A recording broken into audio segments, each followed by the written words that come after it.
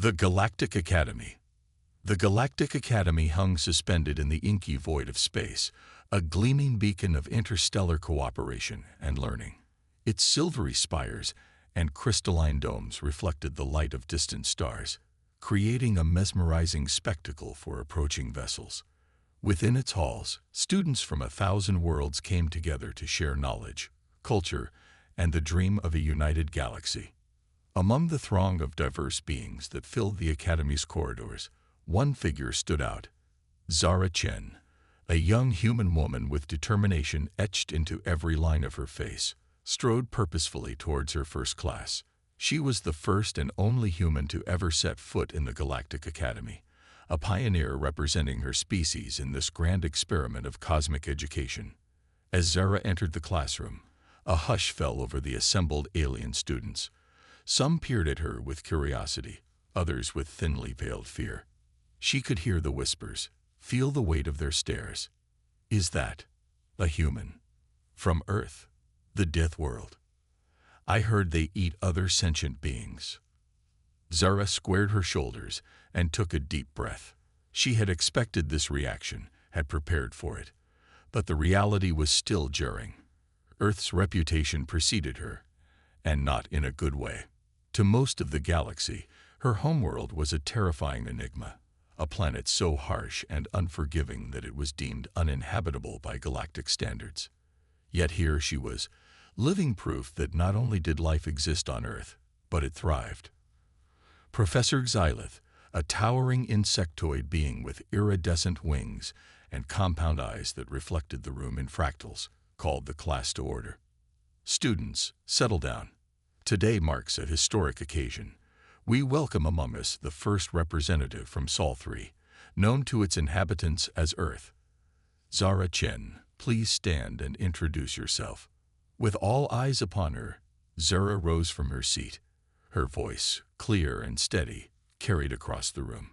Greetings, fellow students and Professor Xylith. I am Zara Chen of Earth. I'm honored to be here and eager to learn from all of you, as I hope you'll learn from me. A tentative applause rippled through the classroom, more polite than enthusiastic. Professor Xylith nodded approvingly. Excellent. Now, let us begin our study of comparative planetary ecosystems. We'll start with an overview of Class M planets and their typical characteristics. As the lecture progressed, Zara found herself constantly biting her tongue. The professor's description of typical Class M worlds bore little resemblance to Earth. Where he spoke of stable climates and predictable weather patterns, Zara thought of hurricanes and tornadoes. His mention of manageable flora and fauna brought to mind venomous snakes, great white sharks, and the relentless advance of kudzu. During a break in the lecture, a willowy being with skin like polished marble approached Zora. "Excuse me," it said it in a melodious voice. "I am Lyra of Harmonious Prime. Is it true that on Earth, water falls from the sky?" Zara smiled, grateful for the friendly overture. "Yes, that's true. We call it rain. It's quite common on Earth." Lyra's eyes widened, the swirling patterns within them speeding up in what Zara guessed was excitement or fear. "But isn't that dangerous? I've heard that Earth's water is corrosive to many materials." "Well, pure water isn't corrosive," Zara explained, "but rainwater can be slightly acidic due to dissolved carbon dioxide. It's generally harmless to us, though." A stocky, reptilian student who had been eavesdropping snorted in disbelief. "Harmless? You expect us to believe that corrosive liquid regularly falls from your sky, and it's harmless?" Zara turned to face the new speaker, maintaining her composure. "And you are?" "Drax of Pyronia," the reptilian answered, scales shimmering with barely contained heat. "Our world is a paradise of stable volcanic activity and soothing ash storms. We don't have to worry about the sky trying to dissolve us." "Different worlds, different challenges," Zara replied diplomatically. "Earth has its hazards, but we've adapted to them over millions of years."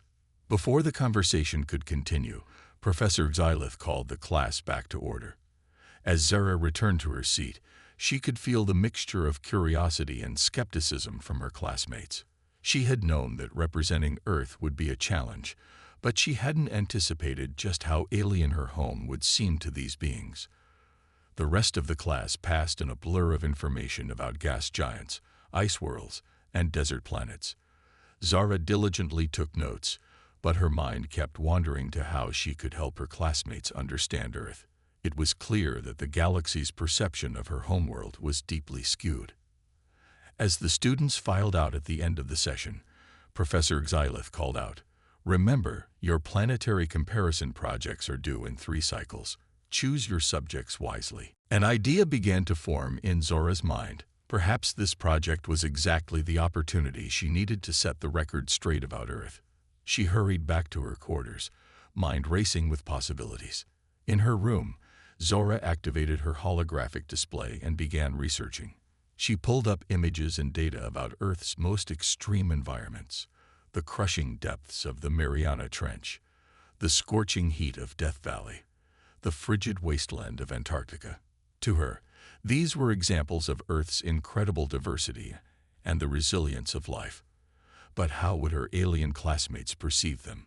As she worked, a notification popped up on her display. It was a message from her father back on Earth. "Hey kiddo, how's life among the stars? Your mom and I miss you terribly, but we're so proud. Show them what Earthlings are made of. Love, Dad." Zara smiled, feeling a pang of homesickness. She thought of the rolling hills near her childhood home, of summer thunderstorms and winter snowfall. To her, Earth wasn't a death world. It was a world of breathtaking beauty and endless wonder. With renewed determination, she turned back to her research. She would show her classmates the true face of Earth in all its terrifying glory and awe-inspiring majesty. It wouldn't be easy to change perceptions that had been ingrained for who knew how long, but Zara was ready for the challenge. As she worked late into the night cycle, the stars outside her window seemed to twinkle with encouragement. Somewhere out there was Earth, a tiny blue marble in the vast expanse of space. A world that had shaped her species, forged them in the crucible of evolution to become adaptable, resilient, and endlessly curious. Zara yawned and stretched, realizing she had been working for hours. As she prepared for sleep, she glanced at the holo image of Earth rotating slowly above her desk. "Don't worry," she whispered to her distant home. "I'll show them who we really are." With that promise echoing in her mind, Zara drifted off to sleep, dreaming of the world she had left behind and the cosmic adventure that lay ahead. The Galactic Academy had no idea what was coming. Earth's first student was about to turn their understanding of the universe upside down, unveiling planetary dangers. The days at the Galactic Academy flew by in a whirlwind of lectures, cultural exchanges, and mind-bending revelations. Zara found herself constantly amazed by the diversity of her fellow students and the worlds they called home. Yet, as fascinating as she found their stories, she couldn't shake the feeling that they viewed her with a mixture of fear and morbid curiosity.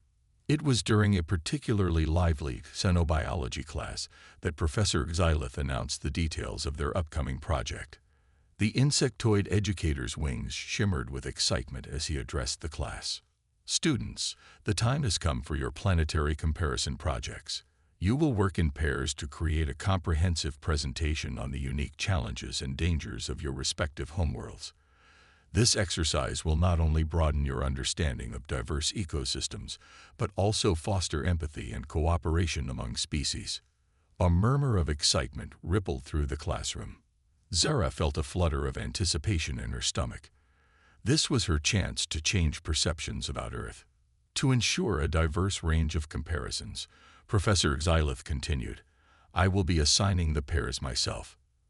As the professor read out the pairings, Zara held her breath. Finally, she heard her name. Zara Chen of Earth will be working with Vexalia of Crystallis. Zara turned to see a crystalline being a few seats away incline their faceted head in acknowledgement. Vexalia's body seemed to be composed entirely of translucent, geometric shapes that refracted light in mesmerizing patterns. Zara offered a smile and a small wave. After class, as students began to congregate with their assigned partners, Vexalia approached Zora. Their movement was fluid, despite their seemingly rigid structure, each facet catching the light as they walked. "Greetings, Zora of Earth." Vexalia's voice had a melodious, chiming quality. "I look forward to our collaboration." "Likewise," Zora replied, trying to hide her nervousness. "I'm excited to learn about Crystallis." As they found a quiet corner to begin their work, Zora couldn't help but notice the wary glances other students were casting in her direction. She took a deep breath, reminding herself of her mission to change these perceptions. "So," Vexalia began, their crystalline form shifting slightly in what Zora guessed was a gesture of curiosity. "I must admit, I know very little about Earth beyond its reputation as a challenging environment. Perhaps we could start by sharing some basic information about our worlds." Zora nodded, grateful for Vexalia's diplomatic approach. "That sounds great. Why don't you tell me about Crystallis first?" As Vexalia spoke, Zora found herself captivated. Crystallis was a world of geometric perfection, where life had evolved to harness the power of light and crystal growth. The planet's surface was a vast, ever-changing landscape of crystalline structures that grew, shifted, and reformed in response to the energy pulses from its binary suns. "Our greatest challenge," Vexalia explained, their facets pulsing with soft light, "is the harmonic resonance. Every few cycles, our planet's crystal core enters a state of vibration that can shatter entire cities if we're not prepared." Zora's eyes widened. "That sounds incredible. And terrifying. How do you protect yourselves?" "We've developed a network of frequency modulators that help disperse the resonance. It's a delicate balance, but we've adapted." Vexalia's tone held a note of pride. "Now, what of Earth? I've heard it's a world of constant chaos and upheaval. Is that true?" Zora took a moment to gather her thoughts. How could she explain Earth in a way that wouldn't reinforce its fearsome reputation, while still being honest about its challenges? "Earth is dynamic," she began carefully. "We have a wide range of environments, from scorching deserts to frozen tundras, lush rainforests to barren mountaintops. And yes, we do face many natural challenges, earthquakes, volcanoes, hurricanes, but we've learned to adapt and even thrive in the face of these obstacles." Vexalia's crystalline body seemed to shimmer with interest. "Fascinating. And the life forms. I've heard rumors of creatures that can kill with a single touch, or plants that devour animals whole." Zora couldn't help but chuckle. "Well, there's some truth to those rumors, but it's not as common as you might think. We do have some dangerous animals and plants, but they're a small fraction of Earth's biodiversity. Most of our wildlife is harmless to humans, and many species are actually crucial to our ecosystems." As they continued to exchange information, Zora found herself pulling up images and data on her tablet to illustrate her points. She showed Vexalia pictures of Earth's varied landscapes, the majestic peaks of the Himalayas, the vast expanse of the Amazon rainforest, the stark beauty of the Sahara Desert. Vexalia's fascination was evident in the way their crystalline body refracted light in increasingly complex patterns. "It's so chaotic," they mused, studying an image of a powerful hurricane seen from space. "How do your people cope with such unpredictability?" "That's the key," Zora explained, feeling the surge of pride. "Humans are incredibly adaptable. We've learned to predict and prepare for many natural disasters.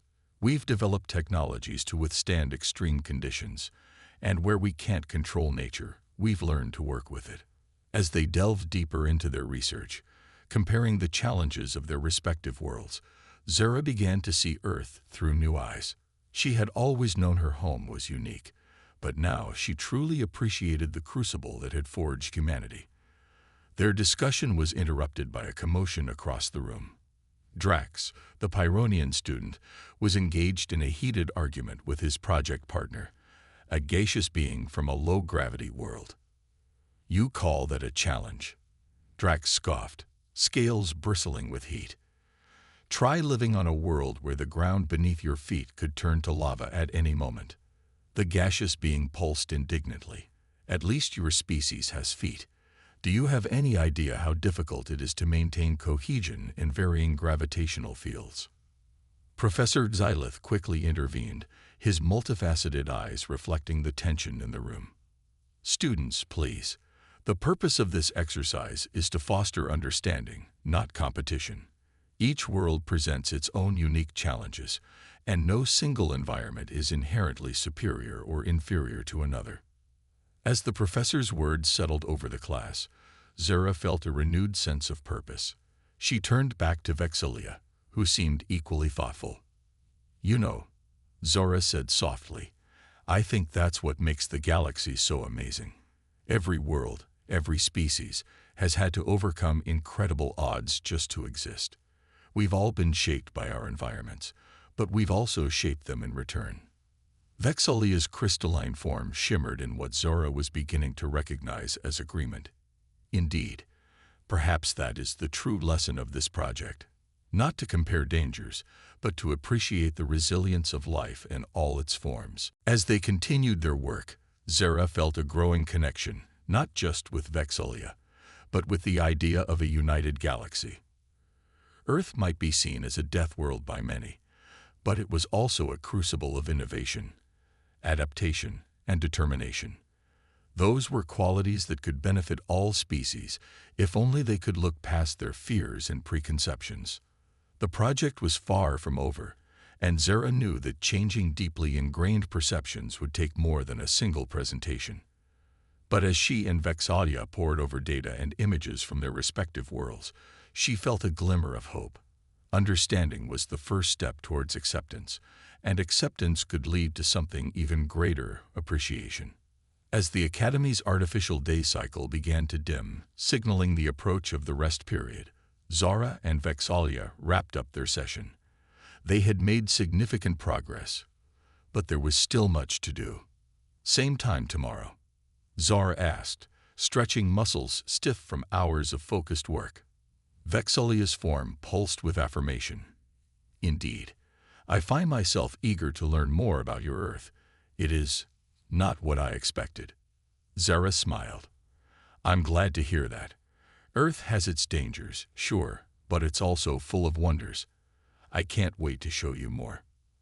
As they parted ways, Zora couldn't help but feel a sense of accomplishment. It was a small step, but an important one. Tomorrow would bring new challenges, new opportunities to bridge the gap between worlds. And she was ready to face them, armed with the indomitable spirit that Earth had instilled in her. Little did she know, the true test of her resolve, and humanity's place in the galaxy, was yet to come.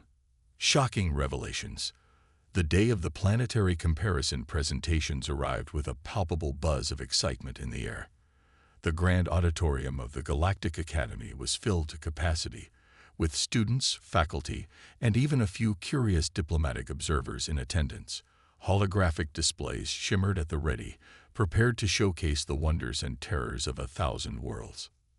Zara sat in the front row, her heart pounding with a mixture of anticipation and nerves. She and Vexalia had worked tirelessly on their presentation, fine-tuning every detail to ensure they presented both Crystallis and Earth in the most accurate and compelling light possible. Now, as she watched her classmates take the stage one by one, she couldn't help but feel a twinge of worry. The presentations were as diverse as the students themselves. A pair of methane-breathing entities described the challenges of living on a gas giant with crushing gravity. Aquatic beings from a water world detailed the intricacies of surviving in an ecosystem where predators could approach from any direction. Each presentation brought gasps of astonishment or murmurs of sympathy from the audience. Finally, Professor Xylith's voice rang out. Next, we have Zara Chen of Earth and Vexalia of Crystallis. Zara took a deep breath, exchanged a nod with Vexalia, and stepped onto the stage. The holographic display sprang to life behind them, showing a split view of Earth and Crystallis rotating serenely in space. Esteemed colleagues, Vexalia began, their crystalline form refracting the stage lights in dazzling patterns. We present to you a tale of two worlds, each unique, each dangerous, each beautiful in its own right. Zara picked up the thread, her voice steady despite her nerves. Earth and Crystallis may seem worlds apart, but through our research, we've discovered surprising parallels in how life has adapted to extreme conditions. The presentation unfolded, alternating between the two worlds. Vexelia described the harmonic resonance of Crystallis, showing stunning visuals of crystalline cities reconfiguring themselves to withstand the vibrational onslaught. In turn, Zara explained Earth's tectonic activity, showcasing footage of earthquakes and the remarkable earthquake-resistant structures humans had developed. As they delved deeper into Earth's Deathworld status, Zora could see the audience's reaction shifting from initial fear to growing fascination. She described Earth's varied climates, from the searing heat of the Sahara to the frigid wastes of Antarctica, explaining how humans had not only survived but thrived in these extreme environments. But perhaps the most unique aspect of Earth, Zora continued, her voice gaining strength, is its biodiversity. Our planet hosts an estimated 8.7 million species, each adapted to its specific niche. The holographic display exploded into a dazzling array of Earth's flora and fauna. Jaws dropped as images of great white sharks, Bengal tigers, and poison dart frogs flashed by. But Zara was careful to balance these with images of dolphins playing in the waves, butterflies pollinating flowers, and the intricate symbiosis of coral reefs. Yes, some of Earth's creatures can be dangerous, Zara acknowledged, but the vast majority pose no threat to humans. In fact, we've learned to coexist and even partner with many species. She went on to explain concepts like animal domestication, sustainable farming, and conservation efforts. The audience seemed captivated, their initial fear giving way to genuine interest. But it was when Zora began to describe human adaptability that the real shock set in. Humans have not just survived Earth's challenges, we've turned them into opportunities for growth and innovation. Zara explained, her voice filled with pride. We've scaled the highest mountains, plumbed the deepest oceans, and even begun to explore space. The holographic display showed images of human achievements. Explorers atop Mount Everest, deep-sea submersibles navigating the Mariana Trench, astronauts walking on the moon. Each image elicited gasps of disbelief from the audience.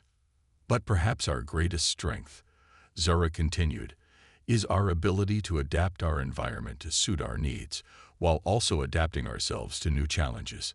She went on to describe how humans had learned to live in every climate on Earth, from the frozen tundra to tropical rainforests.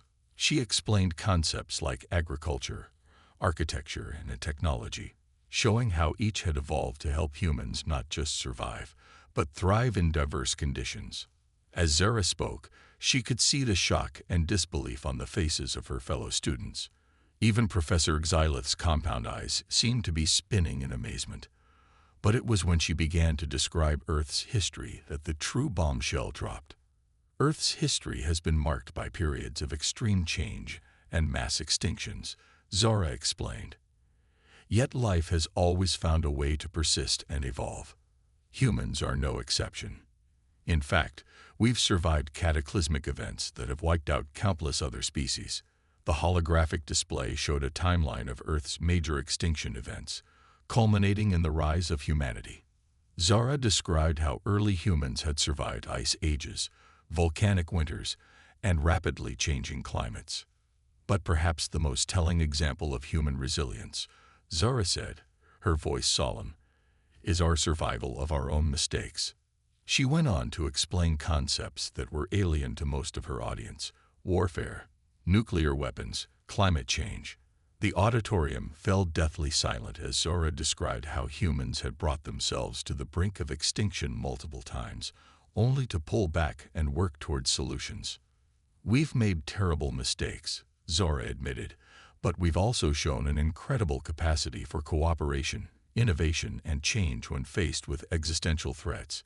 It's this adaptability, this resilience in the face of not just natural disasters, but self-made calamities, that I believe truly sets Earth apart.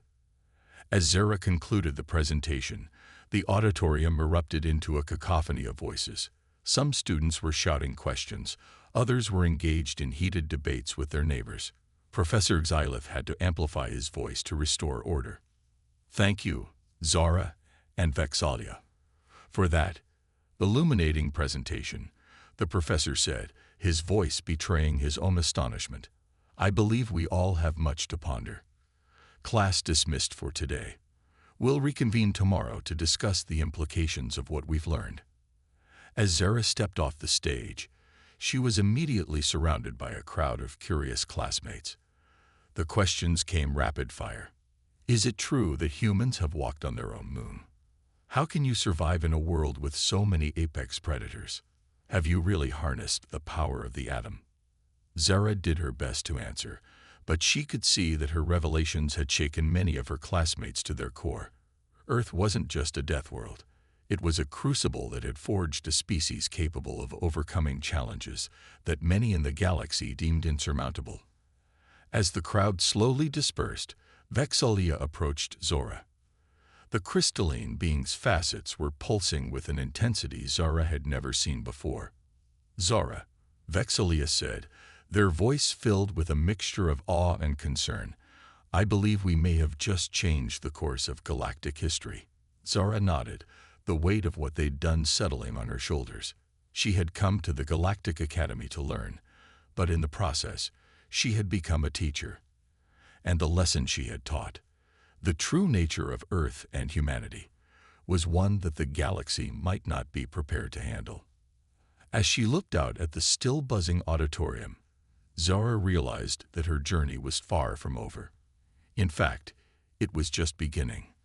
The galaxy now knew the truth about Earth, but understanding and accepting that truth would be a challenge all its own. With a deep breath, Zara steeled herself for what was to come. She was no longer just a student at the Galactic Academy.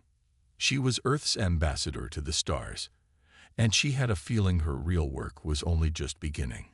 Changing perceptions and rising tensions. The days following Zara and Vexalia's presentation were a whirlwind of activity at the Galactic Academy. The revelations about Earth had sent shockwaves through the student body and faculty alike, sparking intense debates, frenzied research, and no small amount of concern. Zara found herself at the center of a storm of attention. Wherever she went, she was bombarded with questions, ranging from the mundane to the existential. Some students regarded her with newfound respect, while others eyed her with thinly veiled suspicion. As she entered the common area for breakfast on the third day after the presentation, a hush fell over the room. Conversation stopped mid-sentence as all eyes turned to her.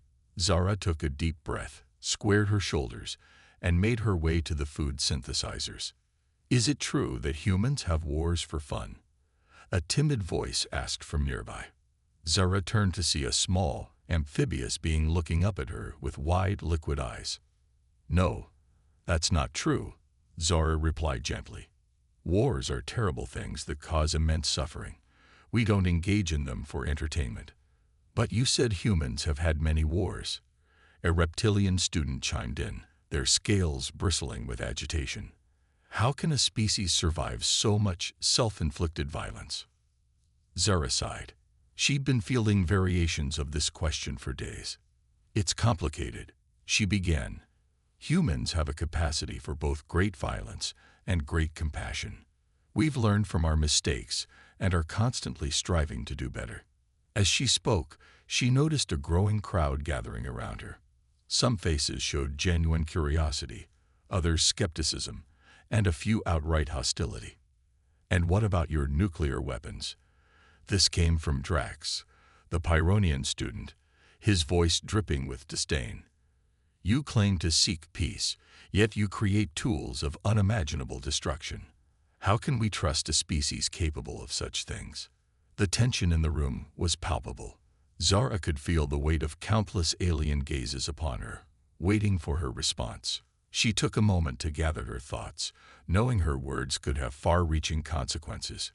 Nuclear technology, like many human inventions, has the potential for both great harm and great benefit. Zara began carefully. Yes, we've created weapons of mass destruction, and that's a burden our species must bear. But we've also harnessed nuclear power for peaceful purposes to provide energy and advance scientific understanding. She paused, looking around the room. The existence of these weapons has also led to complex systems of deterrence and international cooperation. In a way, the threat of mutually assured destruction has prevented large-scale conflicts for decades. A murmur rippled through the crowd. Zara could see confusion and disbelief on many faces. The concept of using the threat of annihilation to maintain peace was clearly alien to many of her fellow students. "But that's insane," exclaimed a gaseous being, its form swirling with agitation. "How can you live under such constant threat?" Zara nodded, acknowledging the point. "It's not a perfect system, and we're continuously working towards disarmament and peaceful conflict resolution. But it's a testament to human adaptability. We've taken one of our greatest mistakes and turned it into a force for stability, however precarious." As the discussion continued, Zora could see the range of reactions among her classmates. Some seemed intrigued by the complexity of human society, while others appeared increasingly alarmed. The idea that humans could not only survive but thrive in such chaotic conditions was challenging many of their preconceptions. Suddenly, a crystalline chime cut through the din. Vexillia had arrived, their faceted form refracting the light in patterns that Zara had come to recognize as concern. "Perhaps," Vexillia's melodious voice rang out, "we are missing the larger point here. Zara and her species have shown remarkable resilience and adaptability. Instead of fearing these traits, should we not be considering how they might benefit the galactic community?" A thoughtful silence fell over the group. Zara shot Vexillia a grateful look, relieved to have an ally in this tense situation. But the moment of contemplation was short-lived. Professor Xylith entered the common area, his compound eyes reflecting the tension in the room. "Students," he announced, his voice uncharacteristically solemn, "I've just received word from the Galactic Council. In light of the recent revelations about Earth, they've called for an emergency session to reassess humanity's status in the galactic community." A collective gasp went up from the assembled students. Zara felt her heart sink. This was exactly what she had feared might happen. "Zara Chen," Professor Xylith continued, his gaze fixed on her, "you've been summoned to appear before the Council as a representative of Earth. They wish to question you directly about your world and your species." The room erupted into chaos. Students began talking all at once, some expressing concern for Zara, others debating what this could mean for galactic politics. Through it all, Zara stood still, her mind racing. She had come to the Galactic Academy to learn, to bridge the gap between Earth and the wider galactic community. Now she found herself thrust into the role of diplomat, tasked with defending her entire species before the highest authority in known space. As the implications of this development sank in, Zora realized that her actions in the coming days could determine the fate of Earth's relationship with the galaxy for generations to come. The pressure was immense, but so was the opportunity. "When do I leave, Professor?" Zara asked, her voice steady despite the turmoil in her mind. "Immediately," Professor Xylith replied. "A transport is waiting to take you to the council chambers." As Zara prepared to leave, she felt a gentle touch on her arm. It was Vexillia, their crystalline form pulsing with what Zara had come to recognize as determination. "You will not face this alone, Zora of Earth," Vexillia said. "I request permission to accompany you as a witness to the truth of your words and the potential of your species." Zara felt a surge of gratitude. "Thank you, Vexillia. I'd be honored to have you by my side." As they made their way to the transport, followed by the curious and concerned gazes of their classmates, Zora's mind was already racing ahead. She had inadvertently become Earth's ambassador to the stars, and now she had to prove that humanity deserved a place in the galactic community. The future of Earth-alien relations hung in the balance, and Zora was determined to show the Galactic Council that humans, for all their flaws and contradictions, had something unique and valuable to offer the cosmos. As the transport lifted off, carrying her towards her date with destiny, Zara steeled herself for the challenge ahead. The true test of humanity's place in the galaxy was about to begin. A new understanding. The journey to the Galactic Council chambers felt both endless and far too short. As the sleek transport ship cut through the star-studded void, Zara spent every moment preparing, reviewing everything she knew about Earth's history, culture, and potential. Beside her, Vex'ahlia offered silent support, their crystalline form pulsing with gentle, encouraging light. When they finally arrived, Zora's breath caught in her throat. The council chambers were a marvel of alien architecture, a massive structure that seemed to defy the laws of physics. It was as if someone had captured a nebula and fashioned it into a building, with swirling colors and impossible geometries that made Zora's head spin. As they were escorted into the main chamber, Zara found herself facing a semicircle of beings so diverse she could scarcely comprehend them all. Some were recognizable: insectoids, reptilians, crystalline entities like Vex'ahlia.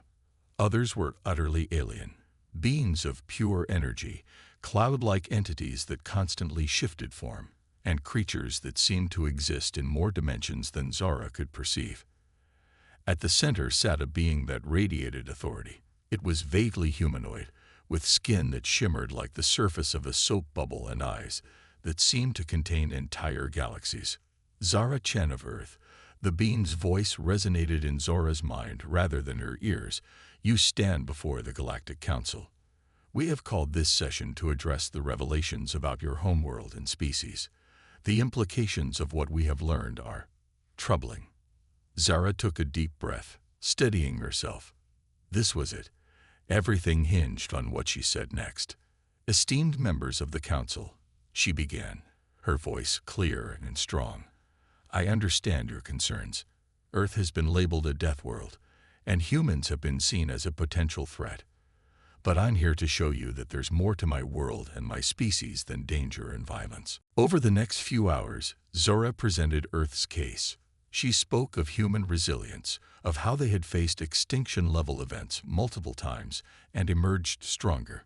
She detailed human innovation, showing how they had turned the challenges of their world into opportunities for growth. But she didn't shy away from humanity's flaws. She acknowledged their capacity for destruction, their history of conflict. However, she also highlighted their ability to learn from mistakes, to strive for peace and cooperation. Humans are not perfect, Zora admitted, but we are constantly evolving, constantly striving to be better. Our history of overcoming adversity, both natural and self-inflicted, has given us a unique perspective that I believe could benefit the galactic community. As she spoke, Zora could sense the council's mood shifting. The initial suspicion and fear were giving way to curiosity and, in some cases, grudging respect. One council member, a being that looked like a sentient aurora borealis, spoke up. Your species has survived challenges that would have annihilated many others. But how can we trust that you won't bring that chaos to the wider galaxy? Zara nodded, acknowledging the valid concern. It's true that our history is marked by conflict, but it's also marked by cooperation. Every major crisis we've faced has ultimately led to greater unity. We've learned that our diversity, the very thing that often drove us apart, is actually our greatest strength when we work together.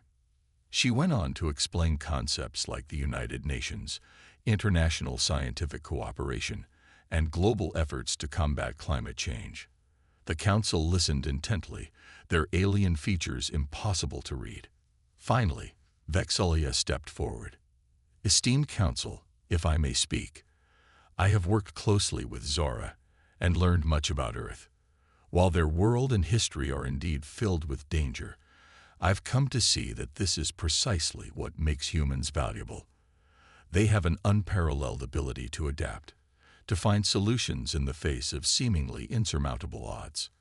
In a galaxy full of unknowns, couldn't we benefit from such allies? A murmur rippled through the council. The lead being raised a hand, or what Zara assumed was a hand, for silence. We have heard your arguments, Zora Chen of Earth and Vex'ahlia of Crystallis. The council will deliberate. What followed was the longest hour of Zora's life. She and Vex'ahlia waited in tense silence as the council members communicated in ways she couldn't begin to comprehend. Finally, they were called back in. The lead being's galaxy eyes fixed on Zora. We have reached a decision. While concerns remain about the potential dangers posed by humanity, we cannot ignore the potential benefits of your inclusion in the galactic community. Therefore, we propose a probationary period. Earth will be granted limited membership in the Galactic Federation, with full membership to be reassessed in one standard galactic cycle. Zora's heart soared. It wasn't full acceptance, but it was a start. A chance to prove humanity's worth on a cosmic stage. Furthermore, the being continued, we believe your Academy's approach of cultural exchange through education has merit. We will be expanding this program, encouraging more interspecies cooperation and understanding. Zara Chen, you and Vex'ahlia have demonstrated the potential of such cooperation. We task you with continuing this work, serving as ambassadors of unity and diversity. As the council session concluded, Zara felt a weight lift from her shoulders, only to be replaced by a new sense of purpose. She had done it. She had secured humanity's place among the stars, at least for now. But she knew this was just the beginning. As she and Vex'ahlia left the council chambers, they were met by a crowd of Academy students who had followed the proceedings via galactic broadcasts. There were cheers, questions, and not a few odd looks. Drax, the Pyronian student who had been one of Zora's most vocal critics, approached. His scales shimmed with what Zora now recognized as embarrassment. I may have misjudged you and your species, Zora of Earth, he said gruffly. Perhaps there is something to learn from your Deathworld after all. Zora smiled, extending her hand in the human gesture of reconciliation. After a moment's hesitation, Drax took it, his warm scales rough against her skin. As she looked out at the diverse crowd of alien students, each unique, each with their own strengths and challenges, Zora felt a swell of optimism. This was what humanity had been working towards all along, a place in a grand cosmic community, united in their diversity. So, Vex'ahlia chimed, their crystalline form sparkling with excitement. What's next for the ambassadors of Earth? Zora grinned, her eyes fixed on the star-filled sky visible through the station's transparent dome. Now we show the galaxy what humanity is really capable of. We learn, we teach, we explore, together. As the crowd of students gathered around them, eager to learn more about Earth and its people, Zora knew that the real adventure was just beginning. Humanity had faced its greatest test yet and emerged victorious. The Deathworld label was fading, replaced by a new understanding. Earth wasn't just a planet of danger and chaos, but a crucible of innovation, adaptability, and untapped potential. The stars had never seemed brighter, the future never more promising. Humanity had found its place in the cosmos, and Zara Chen, once just a curious student, now stood at the forefront of a new era of galactic cooperation. The universe, in all its infinite wonder, awaited.